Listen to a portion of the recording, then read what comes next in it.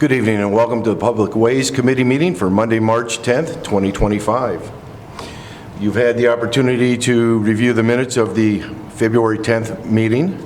I would ask for a motion to approve those minutes. I'll make that motion to approve them. Second? All right, and all in favor? Aye. We have approved minutes. Let's just keep on moving along here. We will start with any public participation. Seeing none, we'll move on to the parks. I'll take the first two items for you. All right. Good evening, Mr. Chairman, members of the committee. Blue Tip Park update. Again, very pleased with the contractor and the work that they've done out there. They are actually, I would dare to say, ahead of schedule at this point, and with the good weather that we've been having, I see that for the foreseeable future. The site is to grade, except in a couple areas where we need to fill. We haven't been able to fill those areas yet because the ground's still wet. So when the ground's wet, we can't get the compaction and we need to fill those areas back in. So they're gonna wait for it to dry out a little bit more before they do that. Once that's done, the under drainage for the parking lots will be installed. So both parking lots are now out.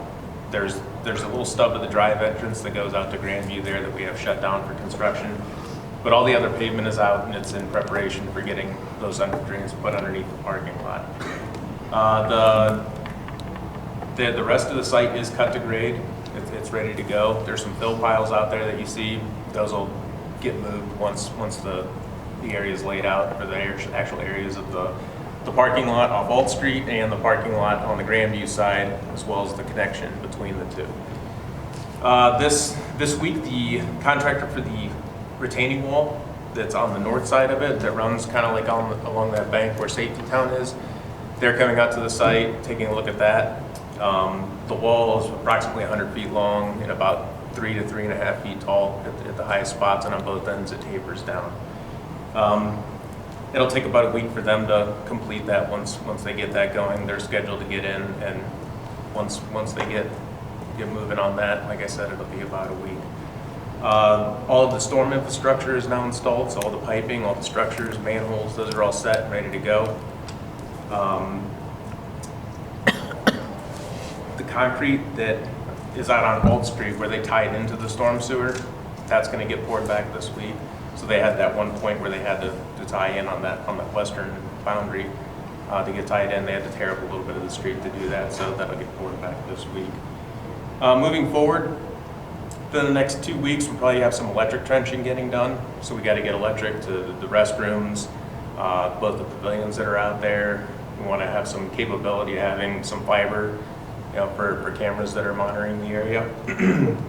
And after that, they will put the stone base in for both the parking lots. So under drains go in, stone base will go on top in preparation of paving, and then the concrete curbing will get established. So they'll do some trenching for that, get those formed up.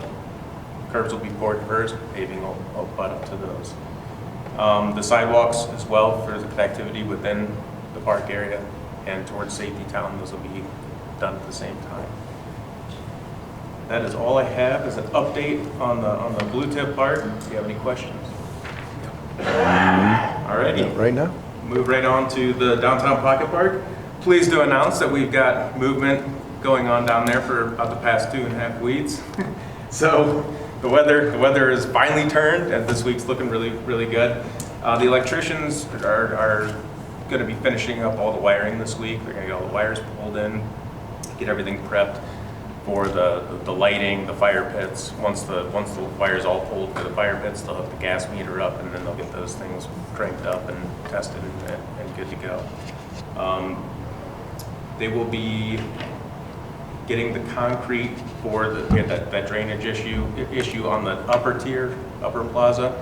They'll be pouring that slab back. They installed a drain there and then a little bit of curbing to help keep that water from rushing up against the property to the south of us. They'll be doing that this week. The slate chips for around both fire pits will be going in this week. The weather is finally warm enough that they could load it out of their yard and get it to us, so that's a good thing. And Thursday, the artificial turf is slated to be installed, which will be on the third plaza. So those are good things. think I mentioned at the last Ways meeting that the pergola has been delivered. So it is on site. This week they're going to be getting the foundations all set for that and then getting the pergola built. It's looking about a week's time for the pergola to get erected and all finished up there. Speaking with the contractor, they're thinking there's about 3 weeks left of work to do. And within those 3 weeks, there's that week for the pergola built. So good things moving there. Hopefully the weather stays on our side and then we keep pushing forward. So nice to be able to give you some good progress updates on the pocket park.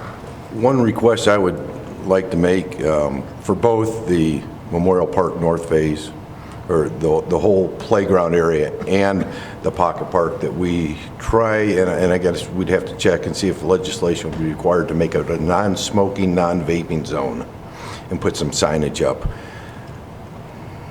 I just think with families there, it'd be a good idea, especially the playground. The kids don't need to be around it. I don't want to be around it. And those are going to be two highly utilized places, and if we can get some signage, I don't know if that would require that we make it a non-smoking zone, or if we can just put the signage up if we have to have an ordinance to do something like that. It's public property, so I can enact that. I just think it'd be a good idea. You know, that if I'm down there for a concert, you know, there's something going on, I don't want to smell somebody. And the other thing is with the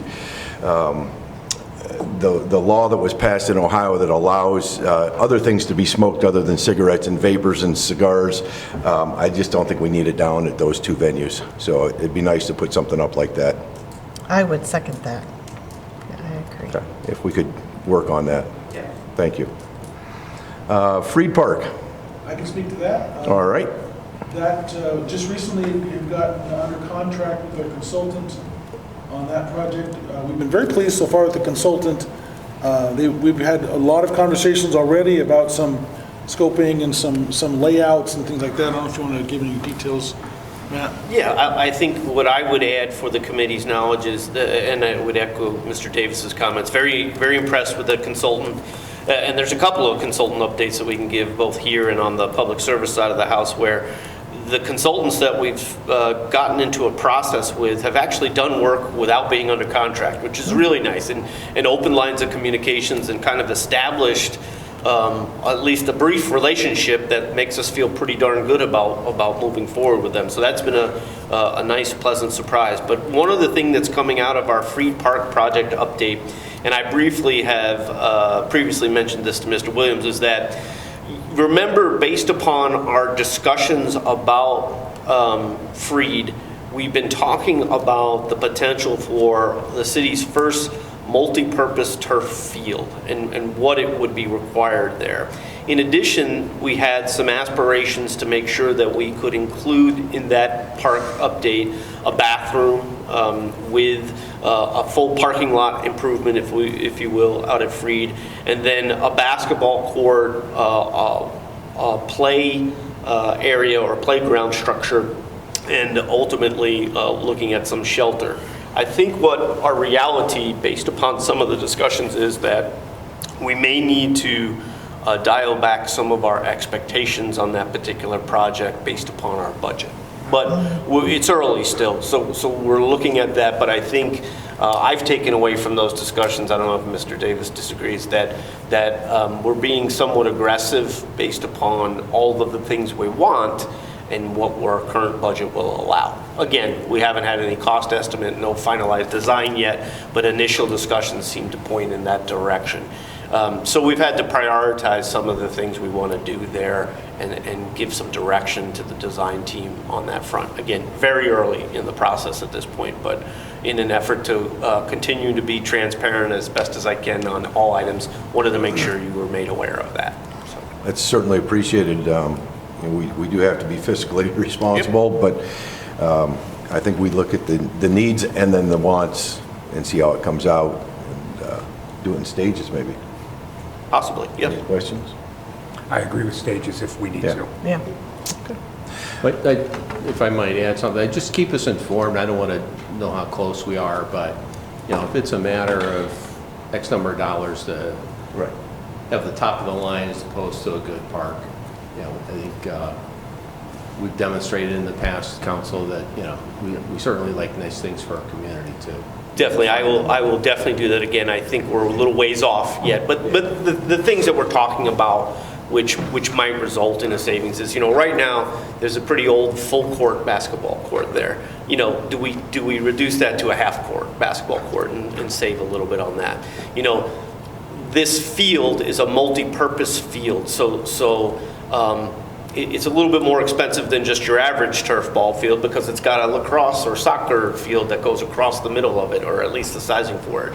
You know, do we do full dugouts and do we do full, bullpens and those kind of things right out of the gate, or can we wait and phase some of that work in? We call for it, we align it, we make sure that the space is there for it, but we build that in the future. Those are things that won't affect the ability and usage of the park day one, but be nice amenities year 2 or 3 down the road. And so those are the types of efficient cost decisions I want to make through the process. And again, we're not quite there yet on cost estimates and where we're going, but those are the types of things we're talking about. With not having a turf field before, there's certain maintenance equipment we have to make sure that turf stays. That's correct. In good shape and cleaned and things. So I'm sure there's going to have to be maybe a shed or something, even just to house the equipment that would take care of some of that.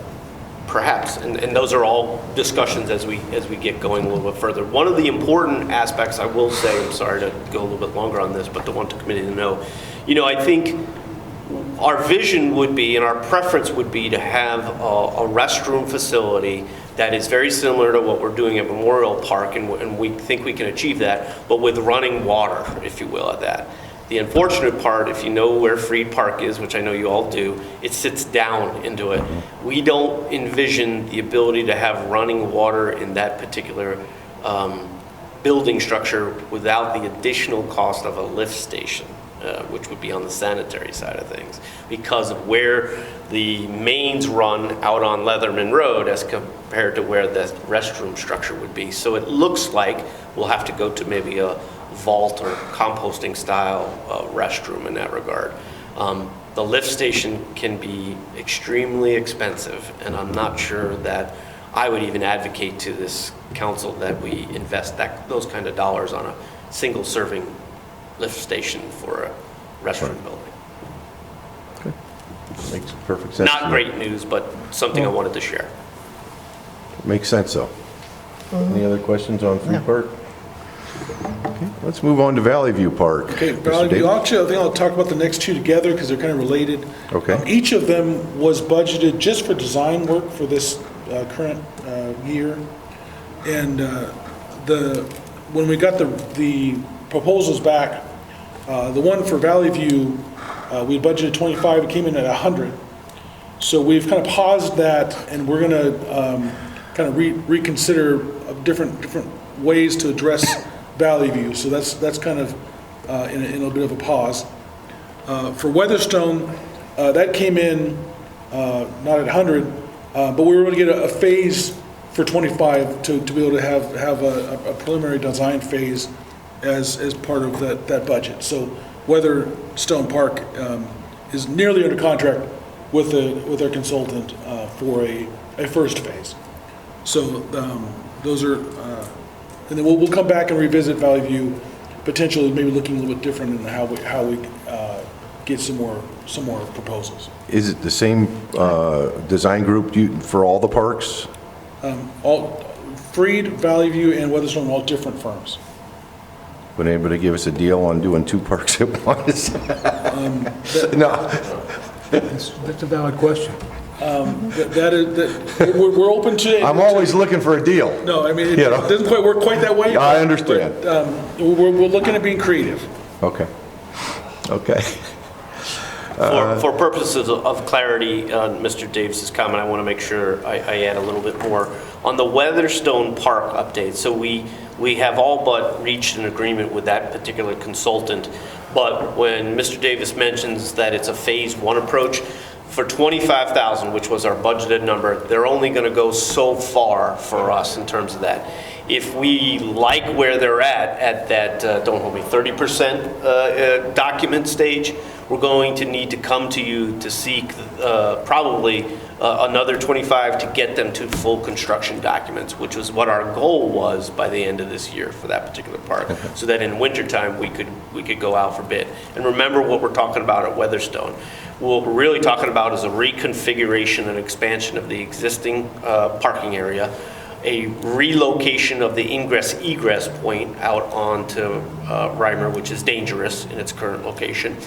The addition of a playground structure at the park, which does not currently exist, and then sidewalk infrastructure as well as field viewing concrete pads, if you will, for that particular area.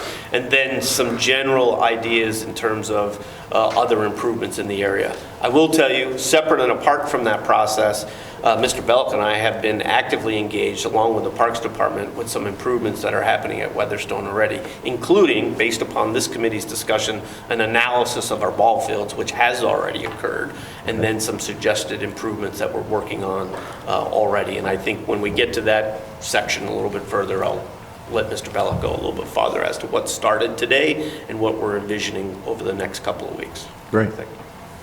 Questions? No. All right.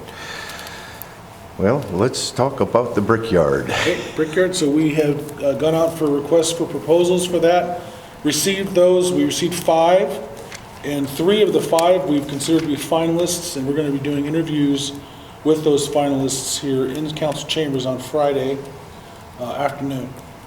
So we've had a conversation, Mr. Williams and Mr. Hiscock and I had a conversation to kind of go through some of the applications, so we're on the same page to see kind of where we stand. Pretty happy with what we've seen so far. Nice firms. One of the firms is the one that's doing the free park, who we already know. The other 2 we're not as familiar with. So looking forward to seeing what they have to come with those interviews here Friday. Okay. And I'll ask the question, I know we just talked about it last Tuesday, any push on egress from 94 and any more updates on that? I wouldn't tell you that there's any new news. As late as early this morning, I had another discussion with Mr. Morris, and he was approaching the attorney for St. Ed's again on those particular items. I know Madam Mayor has been having some discussions with the executive director out there, so we continue to make a concerted effort to push on gaining more knowledge as to exactly where our entrance point from 94 would be. I just know it's going to come up Tuesday. I thought, well, Yep. if we had a little bit more understanding now, maybe we can alleviate some of that. So we'll, before we move on to ballparks, and I did miss, I think last meeting I asked if we could get Medina County Parks in to give us kind of a plan on what's going on with Holmesbrook. Has there been any movement on reaching out to them to have them come in and let us know or see what's going on with that? I had some discussions, and then even earlier today we had a request come through with some updates in terms of Holmesbrook and what's happening down there. So you might recall, I believe it was shared with this committee last year, maybe it was not, but the parks have plans for the addition of a shelter at Holmesbrook as well as a restroom facility at Holmesbrook. What today came through is they have already some approved plans that have already gone through the approval process here at the city and then through the county level, if you will.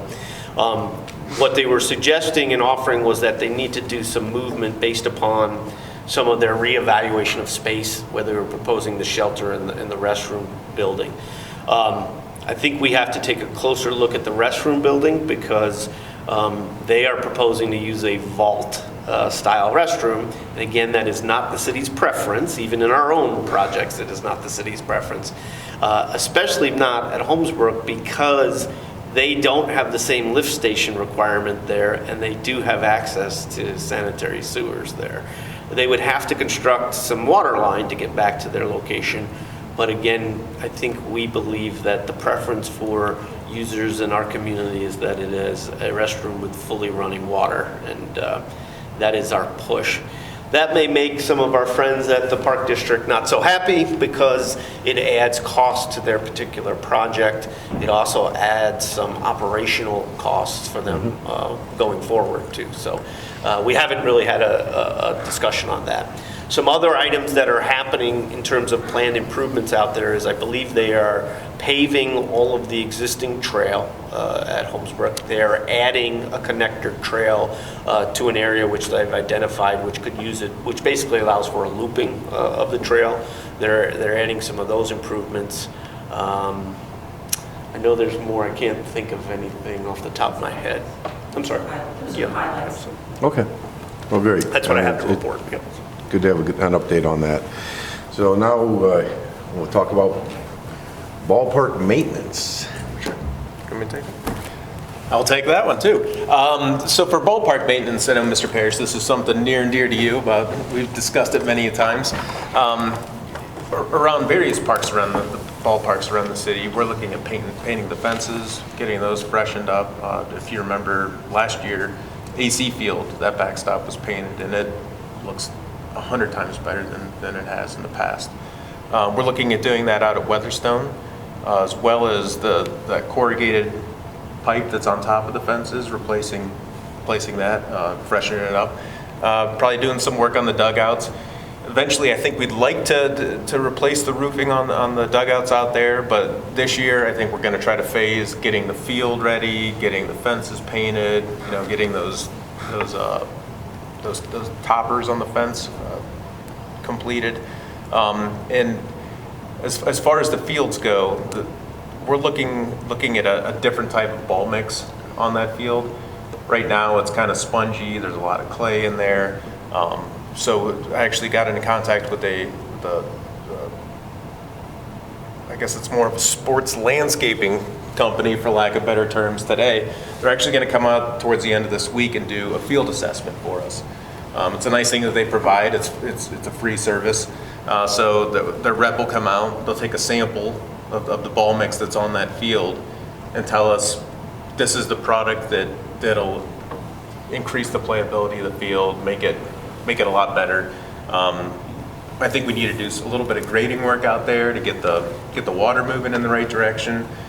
We just don't want to go out there and put a bunch of brand new ball mix on a field that isn't draining properly and having all that wash away. We don't want that to happen. We're looking at constructing a pitcher's mound. It's Weatherstone 1, and also the batter's box using those clay bricks so it holds together a lot better. And potentially putting some sod along the first and third baselines and around the backstop to kind of grab that water and keep it from eroding the ball mix out of the actual infield area. So there's a lot of things that we've been looking at, tarping the mounds, tarping the batter's boxes to keep those in better shape. But we're going to have some training opportunities for our park staff on how to maintain fields instead of going in there and we put a bunch of brand new ball mix down and they go in to groom it but get too deep and then tear up the field that we don't want to happen. I think instead of a maintenance item being on the infield that we want to do more of a grooming aspect. We want to let that field settle in, get where it needs to be. There's a couple of different ball mixes that we're looking at, and that's part of what that consultant will come out and give us their best ideas on what to do with that. You hate to go in there and put a mix down that isn't going to particularly work for the site that's out there right now. They come out and give you an assessment and give you the best piece of advice that they absolutely can to increase the playability of your field. So there's a lot of exciting things they're going to be going on in the parks, sprucing them up, giving them a facelift, and I think it's going to go a long way. I would encourage maybe that whoever our head of the ball fields is for the parks, schedule a meeting with the coaches too, because sometimes these coaches come out and they want to groom a field so they can use it on a wet day, and they might do damage to it. So I think to sit down with the organizations and have a meeting with them so that they're not being counterproductive to what we're trying to do to make the fields more playable for them. Sure. Might be a good idea. Sure. There's a lot involved with ball field grooming that I've There is. come to find out. It's kind of an art, to be honest with you. You know, you see the guys out at Progressive Field with their drags at the 7th inning running around. You know, there's a lot more involved to it than, you know, just Yeah. running out there with our little Smithco and driving in circles. So It used to be brooms, now it's mats, and it's others, you know, it's. nail it's drags, changed spike over- strips. yeah. I mean, There's a lot to do with it, but, you know, and ours are not going to be professional quality, but if we're going to put money into it, we need them to also realize we're putting money in, and please don't go getting some kitty litter and throwing it in there. Sure, sure. Don't go throw something else in there, and, you know, so that they have a better understanding of what they should do, you know, because they're going to be the ones tarping it at night after a game. Hopefully, they're tarping it, you know, I think yes, we do a lot, and we're trying to make it better for them, but I think if we get them to take some ownership in it, we'd have a better fit with everybody. It's my 2 cents on it. Absolutely. You know, it's one of those things too, we're learning as we go with this. So, you know, we've talked to a bunch of different communities on what ball mixes they're using and what's the best fit kind of for what the play is on that field. So I'm thinking a dome would be nice at one of the fields, if we could. Wadsworth don't? Yeah, we'll get that out. I got a big balloon. On a more serious note, you know, thanks for everything you're doing, you know, to improve the quality of the ball fields. I know we have the greatest labor force around, but bringing in the technical side to help them, you know, whoever's got Absolutely. that going, you know. yeah, we don't want to throw good money at bad, that's for sure. You know. Absolutely, but, you know, hats off to you. Thank you. So a couple of points of clarity in additions to Mr. Belak's report. So we've already completed one field assessment. We had another vendor do that. I didn't want to settle at one because it'd be interesting to see what 2 vendors say about the same field. Try to avoid the sales pitch, if you will, in terms of some of that. So the second one hopefully will be completed by the end of the week. We did have a meeting between myself, the parks superintendent, as well as the scheduler for the organizations. Brought him fully up to speed on all of the planned improvements and potential improvements, because again, some of the things we mentioned, we did not budget for, so we won't be able to complete this year. And for instance, when we talk about Weatherstone, I think the key component there would be taking a look at what we can do about improving the field playing conditions. That's first and foremost there.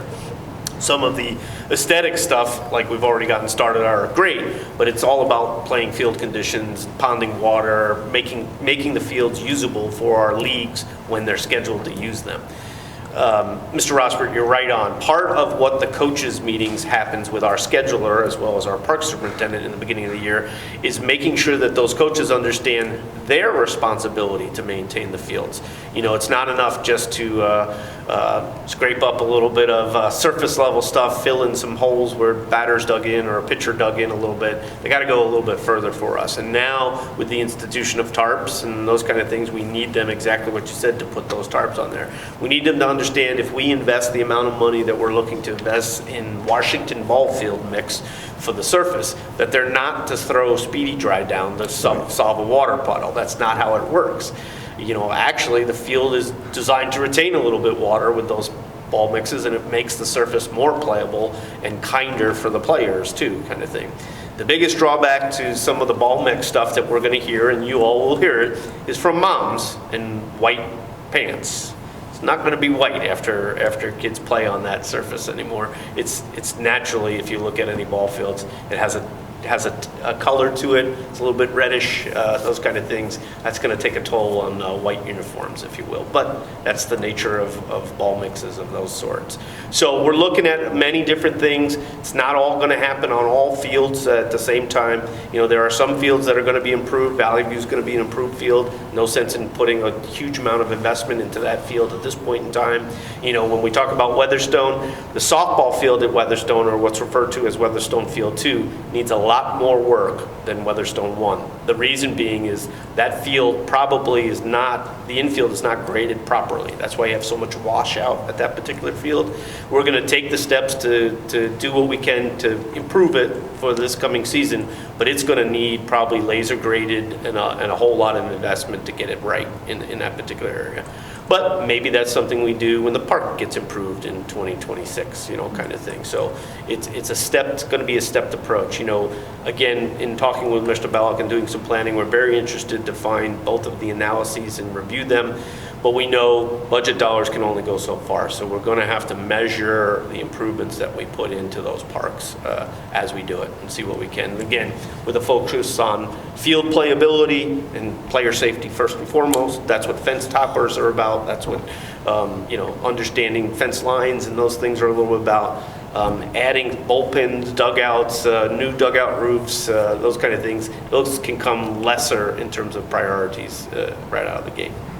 I think I speak for everybody, not just on this committee, but the whole council. We really appreciate the stepped approach, and that we are getting some things done, and the community is going to see we are making an effort to get it better, and it's going to take some time. Yep. So I think it's a great approach. All right, let's move on to streets, sidewalks, and parking lots. Okay, I'll take the first one. Actually, the first one actually had 3 subsets, just real quick. Sidewalk program, we have a bid scheduled to go out for the end of March, so that's coming here shortly to get a contractor on board for that. They don't usually start construction until June, so that's on schedule. Kind of related to that, we have the street improvement program that's somewhat related. That one actually got bids already. We had good bid numbers, so we had a few alternates. We were able to do all the alternates for those bids. And get a lot more bang for our buck than we had originally expected. One of those relates to some parking lots. Some of the parking lot upgrades was bid with that, and we were able to do two lots as far as that went. So with that $50,000 number that was in the budget, we got the two lots for $51,600. So I had to transfer $1,600. Got really close. To that number, so that was really positive.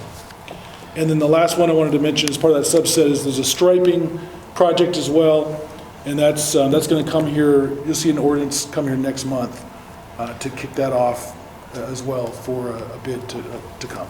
What area is the sidewalks being done? I've had a couple of residents ask that even though their sidewalk didn't get marked, can they request that the same contractor and bring it in, and I don't know if that's been done in the past.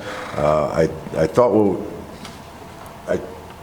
think to Mr. Hiscock, maybe, I forget who I talked to, and they said if it's in the general area, we might be able to do something, but I didn't know if that's been done in the past or not. So if you can send me the information, I'll see what I can do. Okay. I don't have the exact map with me today. Okay, I will send that out. Just send me something. Sure. We'll see what we can do. Okay. There's general areas in the sidewalk program, but they are all over the place. That when they come in, they kind of mobilize and do different spots at different times. Yeah, it's not necessarily one particular neighborhood or quadrant. Yeah, that's a good point. Okay. So let's go to College Street, Treese Road, the grant. Okay, so I've been talking with the ODOT representative for the grant, and we continue to have very positive feedback on, there's actually 2 grants that we're eligible for. One of them has no match, which is a more appealing grant, obviously. One has a 10% match. The one with the 10% match, we're told we have an 80 to 90% likelihood of getting it. So with that, essentially a $2 million, up to $2 million grant, we would have a roughly $200,000 cost as part of that project, roughly, and that would be likely budgeted for next calendar year. We might, if we get that grant and some of the timing of it, we could discuss potentially starting this year, but I don't know if that's critical for that particular grant. One of the grants, the one that has no match, has a more aggressive time frame, but there's those costs are more covered. So we'll see. We still have yet to hear. We're expecting to hear back from the Better grant in the next month, and that one's harder to get. And if we confirm that, then we'll know more next month. Great. Questions? I want to compliment Mr. Davis on his personal touch and working with these contractors and so forth. I've heard good things back, and that you're a pleasure to work with and so forth. And of course, then we might be able to get better and you got the bids out early, so we're working on it, and they're giving us more than what we would, because they don't think we're going to be a problem to work with, so I appreciate that very much. Oh, thank you. All right, let's move on to the southwest parking lot project. Okay, so we have been discussing with a consultant, and we are nearly coming to terms for a contract. Again, this is one of the consultants who's been very helpful. We've had several meetings brainstorming about a few different options, and I think Mr. Hiscock probably is a better person to explain some of those options. So, in an effort to keep the committee informed, I would echo Mr. Davis's comments. Really impressed with this particular vendor in that they are communicating with us. They are working hard already without even a signed contract in place, and they've been doing good work. So much so that they even organized bringing in a shelter consultant that they have used and worked with on other projects to talk about our structure for the southwest parking lot. And that's what I want to spend a little time on this evening. Not too much time, but let you know. So again, we find ourselves in a little bit of a budgetary pickle with what we want to see happen in the southwest parking lot and what our budget will allow to happen in the southwest parking lot. If you recall the budget discussions from last year, I think it was clear, at least we received clearly, that it would be the wishes of council to put some type of structure in the southwest parking lot, sort of across from the bi-directional stage in the pocket park, where we could host or have a community gathering space. We really didn't define what that structure would be, but I think we agreed that there'd be use for it, whether it be people wanting to get under shade to view larger acts that might be performing in the Pocket Park stage, whether it was a food truck rodeo event where folks could sit under the pavilion-style structure if they wanted, and trucks maybe align themselves around it, whether it be a new home for the farmer's market on Saturday morning, some type of open-air structure of some sort with some depth that could be used most of the time during the week as a parking structure, if you will, or underneath parking or those kind of things, but also be a community gathering space. So in our budget number of $550, we put about $100,000 in there for some type of structure. That was woefully under budgeted, is what it sounds like, in terms of a structure that might meet our needs. We've identified a couple of different vendors who might be able to assist us, but the reality is I'm going to have to come back to council at some point as we go further along in this design process with more than likely a request for some additional funding to cover the gap for those particular structures. Now, saying that, I'm not coming to you for $1 million like some structures might be, but we're looking at probably a $200,000 to $300,000 structure, and depending on what cost efficiencies we can gain in our current budget, I might be coming to you for a bulk of that kind of cost number in terms of a structure. We're just not sure where we're going to be at yet. We haven't selected anything yet. I think what I'd like to do is share with the committee members and all of council ultimately some concepts that we might get from the consultant, and then weigh what the cost of those concepts might be. So I wanted to make sure you were aware of that. With that in mind, let's forget about the domed baseball field. It's all about reconfiguring and pivoting. Yeah. That's what it is. Yeah. No, that's exciting. That would be, the utilization of that parking lot could be huge as a community gathering area with the Pocket Park, farmers market, whatever. I just think it's a great utilization of land that we've got down there. So that's a real exciting opportunity. It really is. Driving business back downtown too. So. How about our City Hall East parking lot project? City Hall, that's one of those multiple projects we did at once. We are under contract with our consultant on that one. That one went pretty quickly. Very, very pleased with that consultant as well. They're starting design. We have not had a formal kickoff meeting with them yet. We just finished the contract work, I think this last week. So that's at least on schedule, moving forward. And we'll be discussing with them a little more detail. We did have a scoping meeting as part of the proposal, but need to have a kind of a kickoff to get into more details. Great. Questions? All right, State Route 94 East Reimer Road intersection improvements. Okay, so for those who've heard, we have a grant approved with the state to for $2 million toward a intersection improvement there at 94 and Reimer. It's a roundabout project. The time frame for that is requiring us to start thinking about doing some design this year. And I guess the blessing and the curse of those kinds of grants is $2 million in grant, but to get the $2 million in grant, we're looking at about a $1 to $1.2 million cost on our side for design and some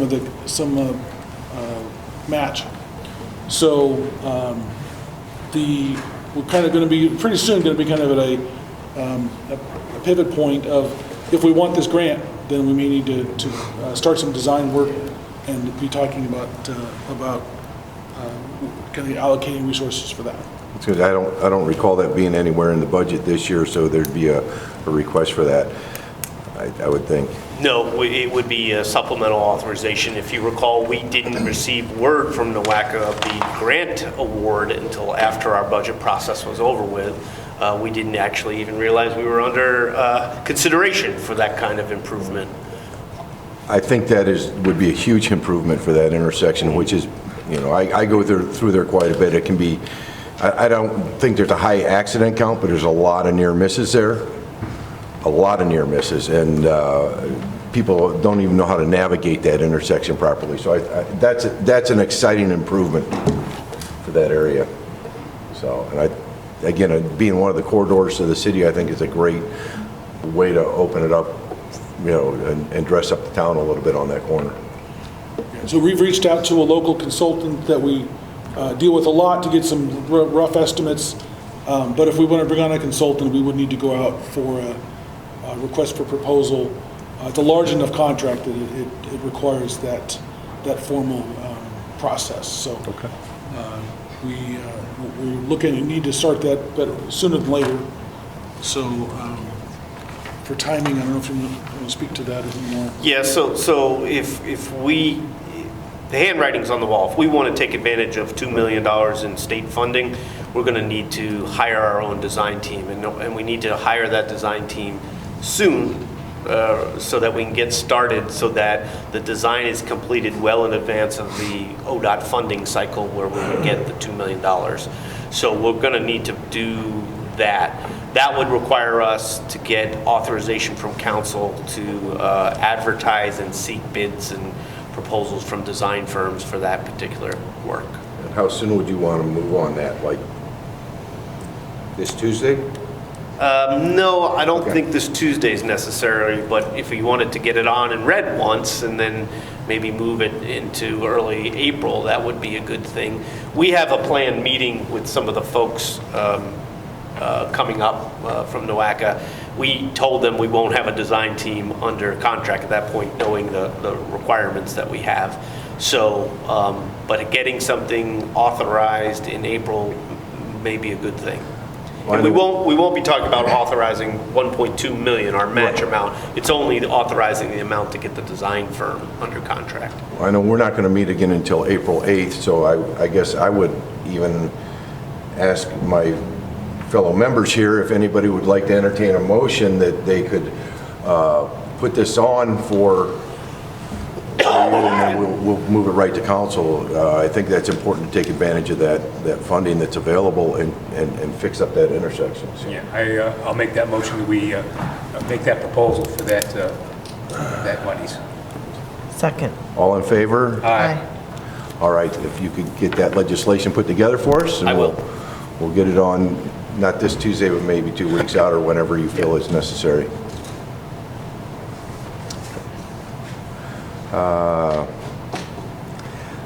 Something I think we've all probably heard needs to be done. We've all taken several phone calls on it. College Street temporary repairs. Yes, this is something that I wanted to add to the agenda tonight because, as you are well aware, the section of College Street between Main, I guess, whatever you want to call it there, The square. and Pardee is in rough shape. The reason for that is that the asphalt cement there. It's just dried out and way past its useful life. So it's just starting to crumble and fall apart. So I went down there with Street Superintendent Shriver. We actually walked the street, assessed the area. Didn't see anything new that we didn't already know, but kind of formulated a game plan of how we wanted to temporarily kind of remediate the failures in that area. Our plan moving forward is going to be taking our skid steer down there with a mill and taking about an inch out of the rutted areas on the road, and then filling that back in with the sand mix asphalt. So it doesn't have any real aggregate in it. It's just exactly what it says. It's sand and asphalt cement, basically. I want you to know this is a temporary fix. This isn't a permanent fix for what it is. The street department isn't geared up to do wide areas of paving and going through. Honestly, when we go through there, it's not going to look like a brand new paved street. We're going to basically have asphalt dumped out on the road, and then we take our loader and back drag it to fill in all those voids and then roll it in. So it's not going to be the squared off corners like you see in a normal patch, but it's really, we feel, the best way of addressing it for now. Obviously, when we do the downtown improvement project, that is going to be involved with that. And I think for where we're at right now and the condition of that road, it's the best option that we have. It's the most cost effective, and it's going to eliminate the issues that we have for now. I think also on the other side, it would be Broad Street, on the south side of the gazebo, there's some areas there too that have some issue. We're going to do a little bit of milling in the same process there. And that is an ODOT funded, that will be, the final paving is ODOT funded after the downtown infrastructure project. I think it needs to be done. We've all heard about it, so, okay, great. All right, any other questions on those items? Okay, let's move on to the airport and the Pappy project. Just very, very briefly, the Pappy project is supposed to be rebid in March, so that's moving forward quite well. And there's kind of moving on here, the AWAS project, we're still talking with the owner, property owner.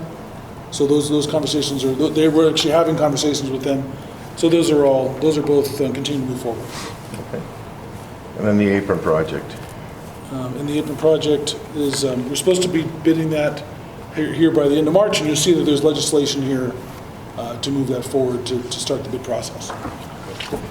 I'll make that Motion? motion. Yeah, I'm tongue twisted right now. I'll make that motion to move forward with the apron project. Second. All in favor? Aye. And we'll get that on the legislation. All right, we'll go around. Anybody have anything else? I would like to commend our water department. Nobody really knows what's been going on this past week or week and a half, but there's been a couple of small service leaks that are out by Boyer and High Street. The crews came in at night, made the repairs, got in and got out before traffic picked up by the end of the day, or at the beginning of the day, and really appreciate the efforts that they put in, changing their schedule, coming in early, getting that knocked out. Those are items that can go well, or they can go sideways in a hurry. So they did a really nice job handling that. I know it's not part of this committee, but I also like to shout out to the electric department with the outage that we had last week. Within a half hour, they had everything turned back on and up and running, and I want to give kudos to them for the efforts that they put forth as well. We do have the best crews. We are so fortunate, and I just hope the citizens realize how fortunate we are to have the employees working for us as hard as they do. That's what makes us a great city. So, Mr. Test, anything? Nothing for me. Ms. Hines? I said it before, but I just think the Memorial Park project is really going to be something. Our youth and kids are very, very, very fortunate It's a to have very, that. very exciting project for sure. And with the safety town there, it's like top notch. No, I'm good, thank you. Lots of great things going on, finishing up projects last year and then new projects this year. there is a lot of exciting things happening. So thank you to you and our fellow council members and the citizens that fund it. Yeah, We just have absolutely. the awesome task of being good fiscal officers for them, so thank you. Our next meeting will be April 8th at 6 o'clock here in these same chambers, and without any further ado, I will request a motion to adjourn. I'll make that motion. We're adjourned.